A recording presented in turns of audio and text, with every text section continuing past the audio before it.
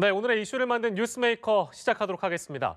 자, 오늘의 첫 번째 뉴스메이커 조명균 통일부 장관입니다. 오늘 조 장관은 기자회견을 갖고 오는 9일 판문점 평화의 집에서 고위급 남북 당국 간 회담을 북측에 제의한다고 밝혔는데요. 조 장관은 남북이 마주 앉아 평창올림픽 북측 대표단의 참가 문제 협의와 함께 남북관계 개선을 위한 상호 관심사에 대해 허심탄회한 논의를 할 수 있게 되길 기대한다고 덧붙였습니다. 관련된 내용 자세히 짚어보도록 하겠습니다. 자, 그리고 두 번째 뉴스메이커 만나보도록 하겠습니다. 두 번째 뉴스메이커는 바로 아르바이트생들입니다. 새해 최저시급이 7,530원으로 인상돼 기뻐해야 할 아르바이트생들이 오히려 불안감을 느끼고 있다고 하는데요. 한 구인 구직 포털 사이트의 설문조사에 따르면 아르바이트생 10명 중 7명 이상이 올해 최저임금 인상으로 구직난이나 해고 등을 걱정하는 것으로 조사가 됐습니다. 최저임금 인상이 가져올 변화와 그에 대한 정부의 대책을 집중적으로 다뤄보도록 하겠습니다. 자, 그리고 세 번째 뉴스메이커, 어떤 메이커일까요? 자, 오늘 밤에 떠오를 가장 큰 보름달, 바로 슈퍼문입니다. 슈퍼문은 일반적인 보름달보다 14%가량 더 크고 30% 더 밝은데요. 오늘 날씨는 전국에서 가끔 구름만 낄 것으로 예상돼서 첫 일출 때 한해 소원을 빌지 못하신 분들이라면 오늘 밤에 꽉 찬 보름달도 좋은 기회가 될 것 같습니다.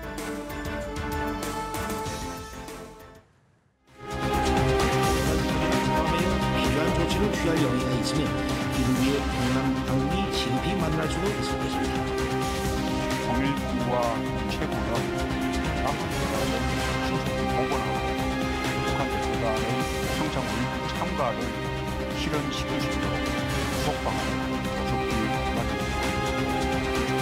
정부는 평창 동계올림픽 북측 참가 등과 관련한 문제를 협의하기 위해 1월 9일 판문점 평화의 집에서 고위급 남북 당국회담을 개최할 것을 북측에 제의합니다.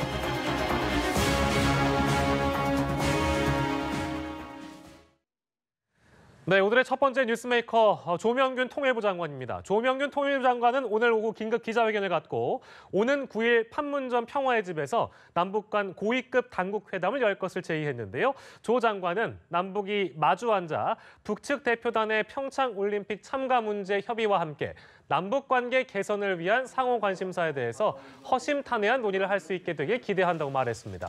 또 현재 닫혀있는 판문점 채널을 조속히 정상화시켜서 이 채널을 통해 남북회담의 의제와 대표단의 구성 등 세부 절차에 대해 협의해 나갈 것을 제의한다고 밝혔습니다.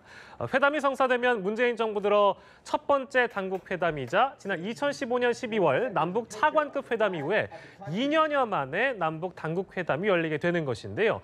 남북 회담이 성사되면 북한 선수단의 입국 경로, 응원단 파견 문제, 또 공동 입장 등 북한의 평창올림픽 참가와 관련된 사항 외에 남북 민간 교류나 이산가족 상봉, 군사당국 회담 개최, 인도적 지원 등도 논의될 가능성이 물론 있습니다. 앞서 문 대통령은 오늘 새해 첫 국무회의를 주재한 자리에서 통일부와 문체부에 남북 대화를 신속하게 복원하고 북한 대표단의 평창올림픽 참가를 실현할 수 있도록 후속 방안을 마련하라고 지시했습니다. 네, 정치권은 정부가 북한의 고위급 남북 회담을 제의한 것에 대해서 다소 엇갈린 반응을 보였습니다. 더불어민주당은 한반도 평화를 위한 신속하고 적절한 대응이다 이렇게 평가를 했지만 자유한국당은 북한의 위장 평화 공세에 말려들 뿐이라고 비판했습니다. 강민경 기자의 보도를 보시겠습니다. 더불어민주당은 정부의 남북 고위급 회담 제안이 북한 김정은 노동당 위원장의 신년사에 대한 신속하고 시기적절한 대응이었다고 평가했습니다. 특히 북한의 평창올림픽 참가가 한반도 평화의 마중물이 될 수 있다며 야당의 초당적인 협력을 부탁했습니다. 정부의 남북 고위급 회담 제안을 적극 환영하며 북한의 즉각적이고 전향적인 반응을 기대하는 바입니다. 반면 자유한국당은 안보가 위중한 시기라며 이 시점의 대화 시도는 북한의 책략에 놀아나는 것이라고 비판했습니다. 굳이 남북회담을 추진해야 한다면 안건은 북핵 폐기가 되어야 한다고 덧붙였습니다. 잘못된 역사를 되풀이하여 북한의 기만적 전략에 휘말린다면 역사 앞에 돌이킬 수 없는 죄인으로 남을 것입니다. 국민의당은 북한의 평창올림픽 참가를 환영한다면서도 북핵은 경계해야 한다는 입장을 유지했습니다. 평창올림픽이라는 일회성 긴장 완화 조치에 지나친 기대는 금물입니다. 바른정당도 올림픽 흥행에 매몰돼서 북한에게 북핵 문제의 주도권을 넘겨주면 안 된다고 비판했고, 정의당은 북한이 이번만큼은 우리 정부의 제의에 성심껏 따라야 한다고 강조했습니다. 연합뉴스TV 강민경입니다. 네, 오늘의 두 번째 뉴스메이커는 최저임금 인상에 고용 불안을 느끼는 아르바이트생들입니다. 한 구인 구직 아르바이트 포털이 지난달 21일부터 29일 전국의 회원 1,458명을 대상으로 설문조사를 했는데요. 최저임금 인상에 따라 우려되는 상황이 있느냐는 질문에 응답자 72%가 그렇다라고 답했습니다. 이들이 밝힌 걱정거리는 무엇이 있을까요? 아르바이트 구직이 어려워질 것이라는 응답이 33.3%로 가장 많았고요. 갑작스러운 해고나 근무 시간 단축 통보, 근무 강도 심화, 고용주와 아르바이트생의 갈등 심화 등이 있었습니다. 특히 전체 조사 대상자의 25.9%가 지난해 7월 최저임금 인상 발표 이후 고용주로부터 해고나 근무 시간 단축 통보를 받은 경험이 있는 것으로 나타나서 이게 현실적으로 체감되는 문제임을 보여주고 있습니다. 자, 이에 대해 정부는 최저임금 인상에 따른 소기업과 소상공인들의 부담을 덜기 위해서 3조를 지원하기로 했습니다. 일단 대량 해고 걱정은 덜었습니다만 중소상공인들의 경쟁력 제고가 없이는 이게 임시 방편에 그칠 것이라는 걱정도 적지가 않은 상황인데요. 배삼진 기자의 리포트 보시겠습니다. 최저임금 대폭 인상의 부담이 가장 큰 곳은 30인 미만 소규모 사업장입니다. 영세 상공인 그리고 직원 수가 적은 용접이나 주물 등 이른바 뿌리 기업들이 주로 속해 있는데 정부는 직원 한 명당 13만 원씩 모두 3조 원을 지원합니다. 집단 해고 가능성이 제기됐던 아파트 경비원과 청소원은 물론 외국인 노동자와 주당 15시간 미만 노동자, 고령 노동자와 소규모 농립어업법인 노동자도 해고 부담을 덜었다는 평가가 나옵니다. 지원금 신청 첫날 김동연 경제부총리는 김영주 고용노동부, 홍종학 중소벤처기업부 장관과 함께 현장을 점검했습니다. 아무도 빠짐없이 다니신 분들 우리 일자리 신청하셔가지고 우리 최저임금 정착되도록 또 금년에 우리 국민들의 삶의 질 개선의 첫 번째 일자리 보존되고 많이 만들어질 텐데. 문제는 2020년까지 최저임금을 10,000원까지 올리는 게 정부 목표지만 지원은 한시적이라는 점입니다. 중소상공인들의 자생력을 키울 시간이 많지 않습니다. 최저임금 인상의 수준과 속도에 대한 재검토는 반드시 따라야 될 것 같고요. 그리고 중소기업 사업주와 자영업자의 지급 능력을 개선하기 위해서는 경쟁력을 높일 수 있는 산업정책이 뒤따라야 할 것으로 생각됩니다. 향후 중소상공인들이 대폭 오른 최저임금에도 버틸 수 있는 능력을 키우지 못한다면 일자리 안정기금은 대량 해고를 재정으로 몇 년 미룬 것에 불과할 수 있다는 이야기입니다. 연합뉴스TV 배삼진입니다. 네, 오늘의 세 번째 뉴스메이커 바로 슈퍼문입니다. 슈퍼문은 평소보다 훨씬 크게 관측되는 보름달을 말하는데요.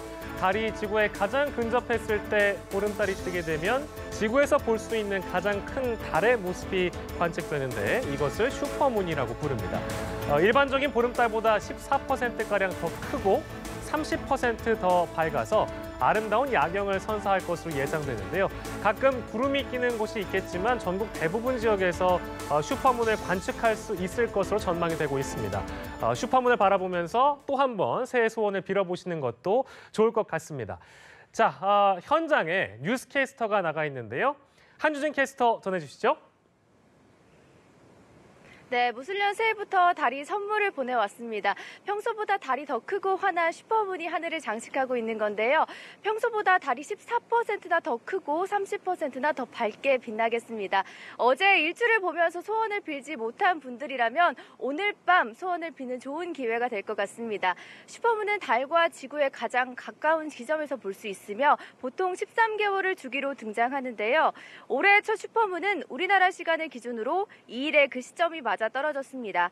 올해는 참 특별하게 1월의 마지막 날에 또 한 번 슈퍼문이 뜰 예정인데요. 31일에 뜨는 보름달은 슈퍼문이자 한 달에 두 번째 보름달이 뜨는 블루문입니다.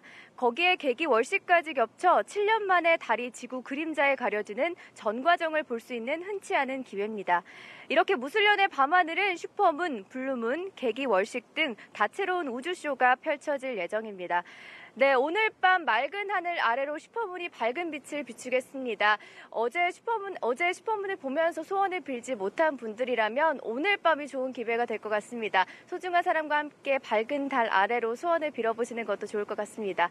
지금까지 과학동화 천문대에서 연합뉴스TV 한유진입니다. 네, 다음은 SNS 핫피플입니다. 무술년 새해 첫 근무일인 오늘이죠. 청와대에서는 문재인 대통령 주재로 신년회가 열렸습니다. 이날 신년회 축가는 네 손가락 피아니스트로 잘 알려진 분이시죠. 이기아 씨가 맡았는데요. 이 씨는 양손에 손가락이 2개밖에 없고 무릎 아래 다리도 없는 상황에서 피아노 연주는 물론이고 직접 노래까지 했다고 합니다. 이 씨가 넌 할 수 있어의 가사를 개사해서 넌 할 수 있어. 그게 바로 대한민국 평창이라고 노래를 하자 아주 큰 박수가 터졌습니다. 그룹 방탄소년단의 마이크 드롭 리믹스 버전 뮤직비디오가 유튜브 1억 뷰를 돌파했습니다. 마이크 드롭은 미국 유명 DJ 스티브 아오키, 신예 래퍼 디자이너와의 협업으로 화제가 된 노래고요. 방탄소년단은 이로써 총 12편의 1억 뷰 돌파 뮤직비디오를 보유하게 됐습니다.